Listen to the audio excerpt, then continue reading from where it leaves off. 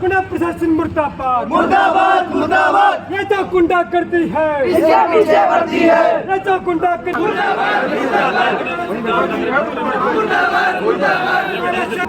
जब अध्यापक खुद कह रहा है कि मुझसे गलती होगी, लेकिन प्रशासन के लोग उसको लगातार बचाने में लगे हुए हैं।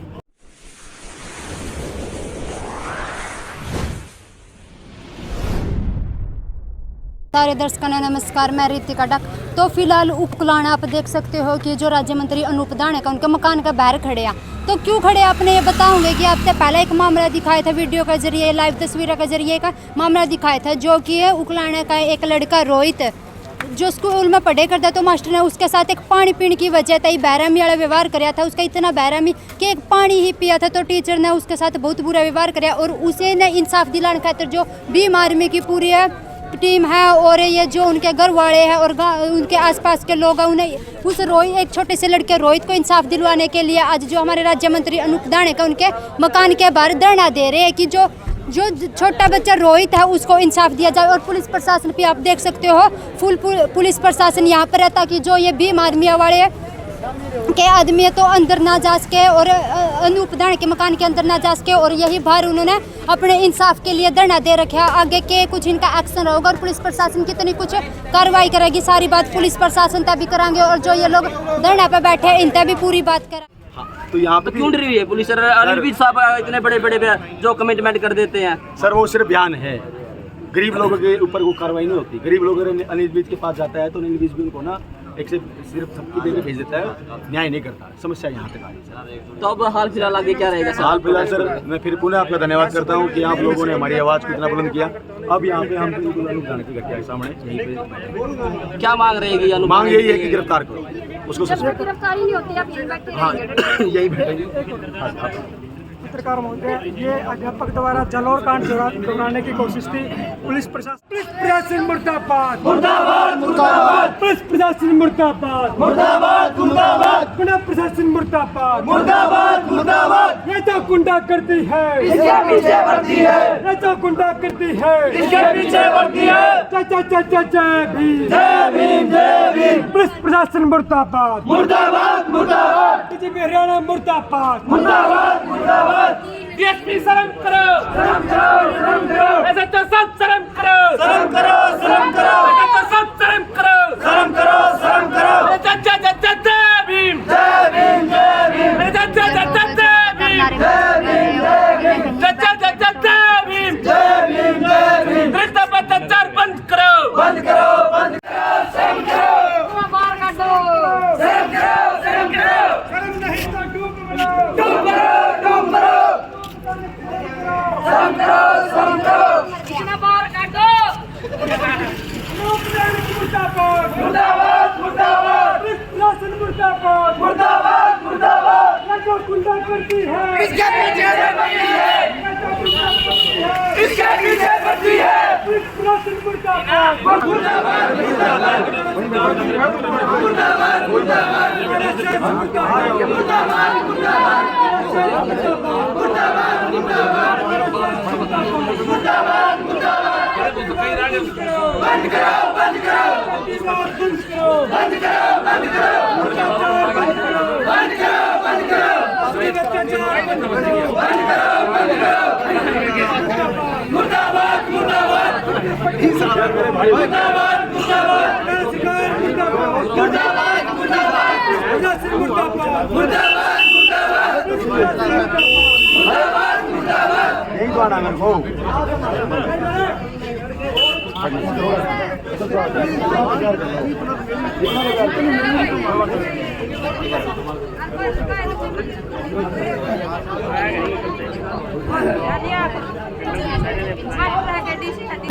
यहाँ पे बैठे हम अंदर नहीं जाएंगे, गेट बंद कर दो। हम तो मना करें, हमारे मंत्री कोई बात नहीं, बंद कर दो गेट बंद कर दो। यहाँ पे बैठने दो, हमें क्या समस्या है?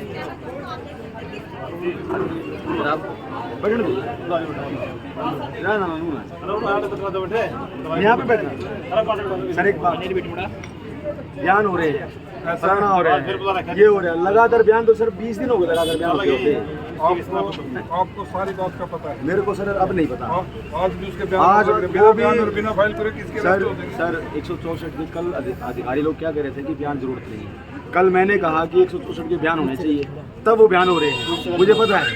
ठीक है, कल उसका मेडिकल कराया गया था बच्चे का, वो भी मुझे पता है, सारी बातें मुझे पता है। Part of investigation sir part of investigation, pressure में आने के बाद पार्ट ऑफ इन्वेस्टिगेशन है।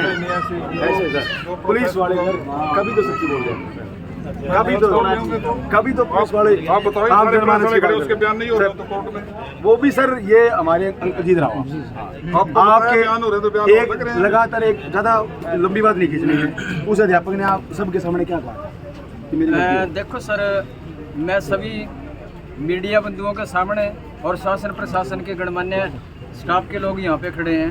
जिस दिन 21 तारीख को FIR दर्ज तो बाद में हुई है, पहले लंबा नहीं प्रिंसिपल महोदय और BO के स्टाफ के सामने और उकलाड़ा गांव के तमाम गणमान्य व्यक्तियों के बीच में, जिनमें से उकलाड़ा के 2 लोगों को चुना गया था, मेरे को और समीर इंदौरा को।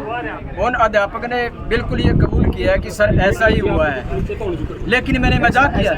ऐसा हुआ है कि अध्यापक है जो कुलदीप शर्मा जी, उन्होंने मेरी छाती के ऊपर पाँव रखा है, और उसके बाद में जब मैंने पानी पी लिया था, अध्यापक कुलदीप शर्मा जी को ये बात बता दी थी कि सर मैंने आपकी बोतल से पानी पी लिया है, और पीने के बावजूद मेरी प्यास तो खत्म हो गई थी। अध्यापक मेरे ऊपर आग बबूला हो चुके हैं, और उन्होंने अपनी बोतल का ढक्कन खोलने के बाद में मेरे मुंह में 1 बार नहीं 2 बार नहीं 3 बार ये बोले ले पानी और मैं पिलाता हूँ, मैं पिलाता हूँ, मैं पिलाता हूँ। ये मेरे सामने कबूल किया है, लेकिन ये बयान उस वक्त जब ये मीटिंग में थे BO महोदय ने, प्रिंसिपल महोदय ने और प्रिंसिपल महोदय के सामने हेडमास्टर महोदय, सभी के सभी लोग विराजमान थे। ये बयान उस समय मौखिक। मैं मेल पत्रकारों से थोड़ा सा रिक्वेस्ट करूंगा, जो नए पत्रकार हैं उनको थोड़ा सा आ जाओ, आ गया आओ, थोड़ा पीछे। देखिए, जब हमारे एक बुजुर्ग जिनकी उम्र करीब 60 साल है, ये उस कमेटी का हिस्सा थे, कमेटी का हिस्सा होने के नाते वहाँ पे पूरा स्टाफ था, और पूरे स्टाफ के सामने उस अध्यापक ने कबूला है कि मुझसे गलती हो, मांगे गलती नहीं हो। जब सबके सामने कबूल लिया तो फिर इन्वेस्टिगेशन का क्या फायदा? जब अध्यापक खुद कह रहा है कि मुझसे गलती होगी, लेकिन प्रशासन के लोग उसको लगातार बचाने में लगे हुए।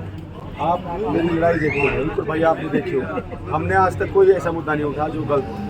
आज तक किसी ऐसे लोगों की सहायता नहीं की जहाँ पे कोई गलत हो। हमने हमेशा सच्चे व्यक्ति की सहायता करी, और आज भी सच्चे व्यक्ति की सहायता करने के लिए ही आए हैं। तो अब ये बता दिए अधिकारी महोदय, कहाँ पे तकलीफ, कहाँ पे दिक्कत आ गई, कहाँ पे 25 दिन से अभी तक लगातार जो चीज़ें चल रही, कहाँ दिक्कत आ गई? सर, जब टीचर है जो खुद एक्सेप्ट करे कि उनकी गलती है, तो आप उसके पंचायत की जो कार्रवाई है वो इन्वेस्टिगेशन का पार्ट नहीं है। पुलिस की जो इन्वेस्टिगेशन उसका पार्ट है। सर लेकिन एक मिनट अंकुर तुरंत प्रभाव से करो अंकुर जी, विदाउट इन्वेस्टिगेशन कुछ नहीं हो सकता। इन्वेस्टिगेशन पूरी होगी। सर, शिक्षा विभाग की एक कमेटी बनाई गई थी, उसने एक रिपोर्ट पेश की है, उसमें क्या कुछ किया गया? मेरे पास फाइल नहीं है, मैंने फाइल की स्टडी नहीं की। आज की जो इन्वेस्टिगेशन चल रही है उसके बारे में बता सकता हूँ। लड़के के बयान लिखे जाने लगे वो सर एक चीज बता देता हूँ, बयान लेने के लिए लड़के को कल भी बुलाया गया था, आज फिर दोबारा से बुलाया गया। इसमें बच्चा छोटा है, नाबालिग है, उसकी काउंसलिंग भी होती है, बयान भी होते हैं, कई प्रोसेस हैं। सर BO साहब के सामने वो गलती हुई है, लेकिन वहाँ पर बताया गया कि उसकी बदली भी कर दी गई है जब वहाँ पर गलती निकली है जो टीचर की है। पुलिस इन्वेस्टिगेशन से इसका कोई मतलब नहीं।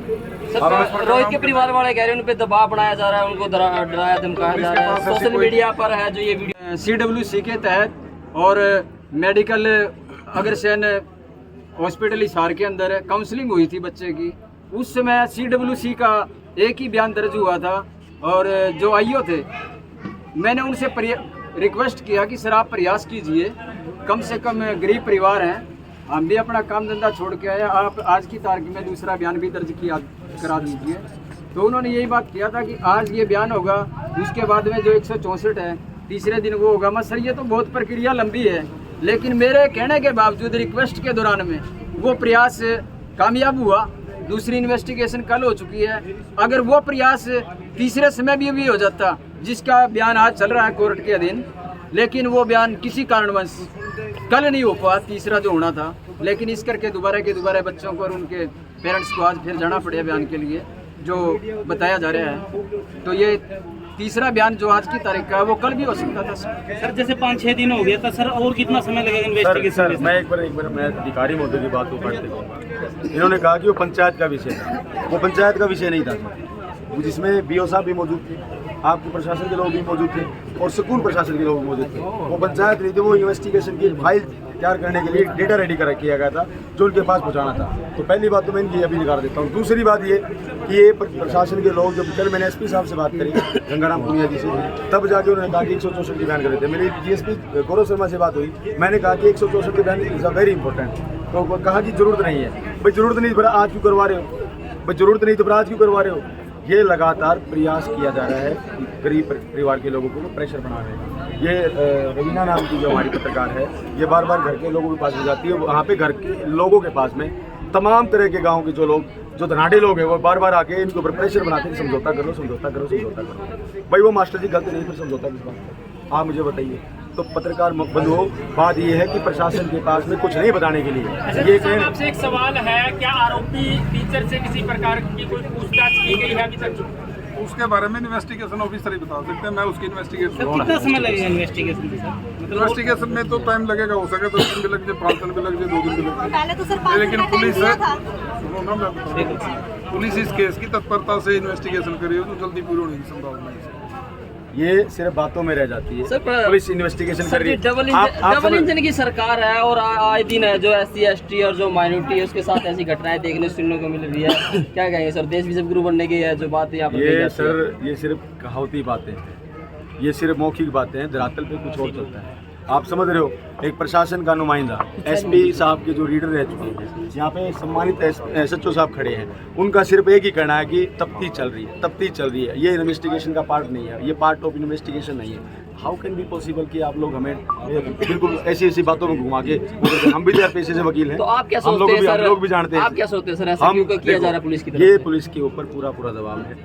जो आरोपी है उसका बीजेपी सरकार में एक बहुत ही बड़े लेवल का उसका मामा है। ये मेरे को सुनने में आया, लोगों ने मेरे को बताया, इसलिए प्रशासन के ऊपर पूरा दबाव है। अनूप धानक जी भी हमारे बीजेपी के एक नुमाइंदे हैं, उनके मामा भी बीजेपी का नुमाइंदा है। तो जहाँ पे ये बीजेपी के नुमाइंदे आ जाते हैं, वहाँ पे गरीब लोगों के ऊपर अत्याचार होना संभव है। मतलब आप ये कह रहे हैं जो सरकार है वो है जो टीचर को बचाना चाहती है इस मामले में? सर, अगर गिरफ्तार करना चाहती तो कर चुकी होती। ऐसा ही मामला सरकार ऐसा क्यों कर रही? सरकार तो सबका जो न्याय दिलाने की बात ये कर सर, रही है। ये सिर्फ बीजेपी सरकार में ना सर, ना तो महिलाएं सुरक्षित है, ना गरीब सुरक्षित है, ना जो पत्रकार सुरक्षित है, ना फिर यहाँ पे स्टूडेंट सुरक्षित है, कोई भी सुरक्षित नहीं। आए दिन तो यहाँ पे जो उसका संविधान का हनन होता है, आए दिन यहाँ पे। अभी 2 दिन पहले की बात है कि महिला को सरेआम नंगा करके पीट दिया गया।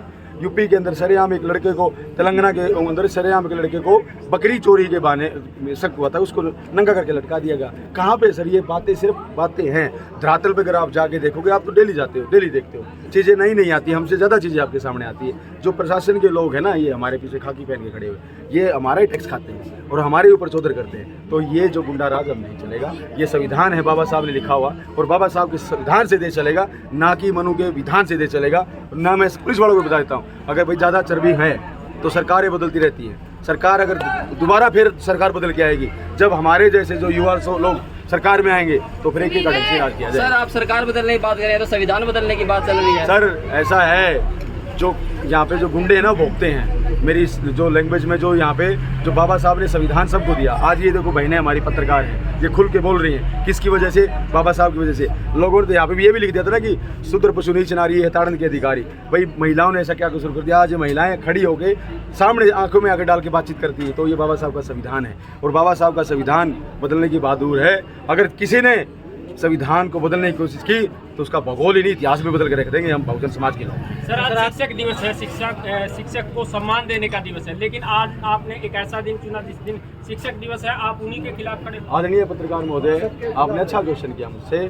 जब शिक्षक ही बच्चों का हनन करने लगे, बच्चों का शोषण करने लगे, तो शिक्षक का कैसे सम्मान करें? हाँ, वही शिक्षक अगर उन बच्चों को आगे बढ़ाता, हम उन शिक्षक का भी सम्मान करते हैं, हाथ जोड़ के नमन करते हैं, चाहे वो किसी जाति विषय से संबंध रखता हो। हमने सम्मान किया उनका, आज उसका सम्मान कैसे कर रहे हैं? सर, वो बच्चा कैसे स्कूल में चला जाए? वो बच्चा कैसे एक शिक्षक के सम्मान कर ले? भैया मेरा अध्यापक मुझे न्याय देगा, मेरा अध्यापक मुझे पढ़ाएगा।